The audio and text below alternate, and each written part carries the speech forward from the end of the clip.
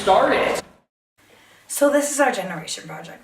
The point of this project was to find the zeitgeist between generations, and after a good amount of interviews, we found that technology is one of the biggest dividers. The way we came to this conclusion is by focusing on the zeitgeist through the lens of relationships and dating. As we interviewed different people, we found that as you go through the older generations, the more intolerable and unaccepting they are of technology in any aspect, especially when it comes to relationships and dating. We asked our interviewees 2 questions.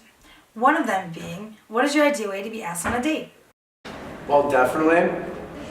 I'm not expecting to get asked out because, the guy usually does it, in my opinion. For asking someone out, you shouldn't just be like, hey, let's chill. And you don't want to text them either. You gotta do it like face to face, and you gotta like take them out somewhere and then expect to ask them out.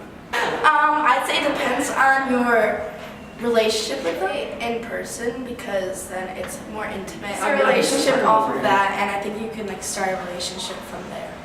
In person, like if you're not ready, just give them a card. In person, face to face. Yeah, I mean, I guess it would have to depend on the person, but I'm already married, so, but, Really? it has to do something, I don't know, but it has to be in person, it wouldn't be by a text. My ideal way to ask somebody on a date would definitely be asking somebody in person, as opposed to some text or Snapchat, Facebook, Instagram, whatever. Generations throughout believe that when you get asked on a date, it should be in person because it's more meaningful.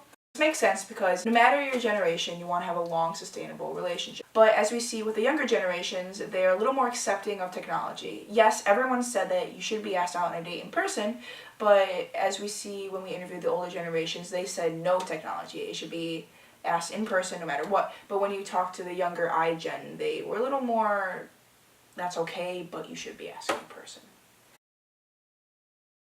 The second question that we asked was, how do you feel about technology and dating in general? There's pros and cons to that. Pros, I mean, we're all like a bunch of sissies in this generation, so like it's kind of good to have like, oh, like you missed them, text them, ooh, hey, like FaceTime them, yeah, you can do that. But in another way, you're not really as like connected with them because it's not face to face, it's not that actual connection. I think technology and dating, it can create relationships, but it sometimes limits them because you don't really get to know the person as well. Good, good contact when you're not with each other. I also interviewed one of the baristas at Starbucks, and she was a millennial.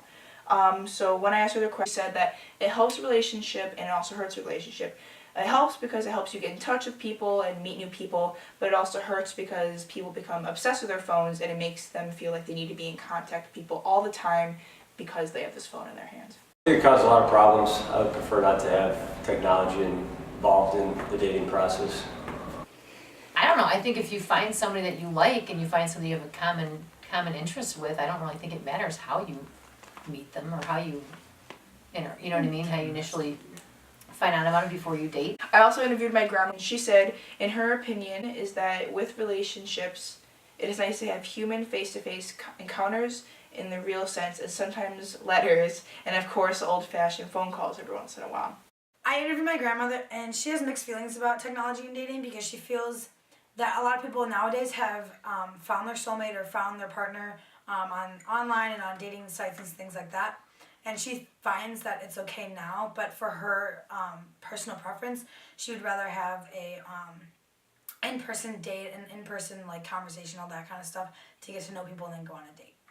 The first interview I had was with my great-grandma, so I asked her about technology and relationships. So essentially our conversation went like this. It was me explaining different types of dating apps, and she didn't really agree with it in any way. She believes that you should be able to find the right one in person in a society where this was possible, and 2, you should be able to find your person in the world, not on the phone.